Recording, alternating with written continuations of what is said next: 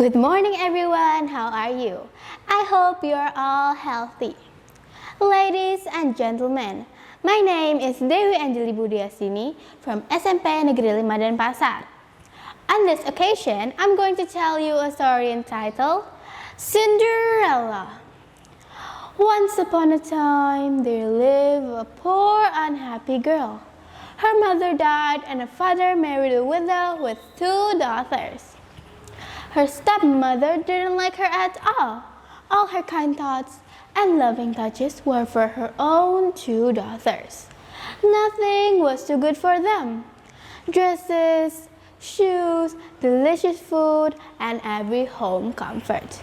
But for the poor unhappy girl, there was nothing at all. No dresses, only her stepsister hand-me-down. No rest and no comfort. She had to work hard all day. Only when evening came, she was allowed to sit for a while by the fire near the cinders. That's why everyone calls her Cinderella. Cinderella used to spend long hours sitting alone talking to cat and bird. As the cat always says, meow, which actually means, cheer up, Cinderella, you have something that your stepsister has, and that is beauty. It was quite true. Cinderella even dressed in the old track and looked like a lovely girl. While how splendid and elegant her stepsister clothes, they still look ugly, clumpy, ugly, and always would be. One day, a beautiful dress arrived. A ball was held in the palace, and her stepsister were getting ready. Cinderella didn't even dare to ask if she could go too.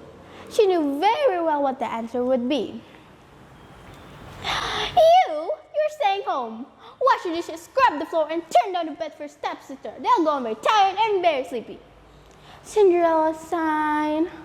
Oh dear, I'm so unhappy. Suddenly, while Cinderella was sitting alone, a burst of light and a fairy appeared. Don't be alarmed, Cinderella. I know you would love to go to the ball. And so you shall, said the fairy. How can I dress in a rag? The servant will turn me away, Cinderella replied. And the fairy smiled, and with a flick of her magic wand and a flash, Cinderella appeared in the most beautiful dress she ever seen.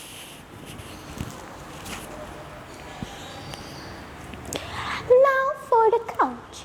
A real lady would never go to the ball on foot. Quick, get me a pumpkin, the fairy said, and Cinderella replied while smiling, oh, of course. And Cinderella rushing away, then the fairy turned to the cat. You find me 7 mice, and remember, they must be alive.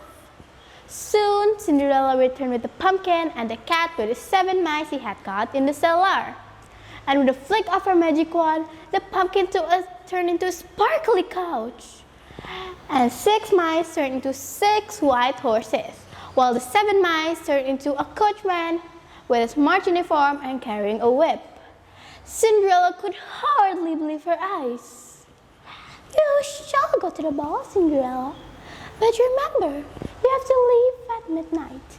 That is when all of the spell ends.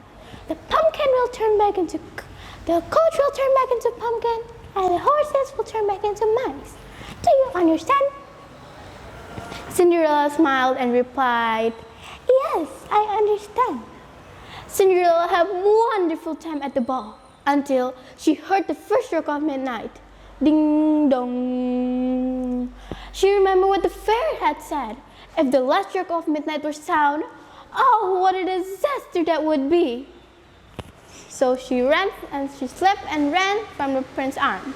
As she was running, one of her slippers fell, but not for a moment she even dreamed to pick it up.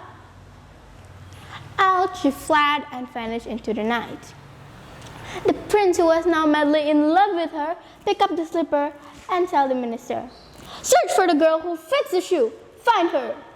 So the minister tried the shoe and every girl in the land until Cinderella was left. That's ugly girl simply can't be in the ball, snapped her stepmother. Tell the prince he got to marry one of my 2 daughters. Can't you see how ugly Cinderella is? But to everyone's amazement, the shoe fits perfectly. And suddenly the fairy appeared, and in a flash Cinderella appeared in a sparkling dress with young and beauty. Her stepmother and her stepsister gaped at amazement. Then the minister said, "Come with us, Cinderella. The prince is waiting for you." So Cinderella married the prince and lived happily ever after. As for the cat, he just says,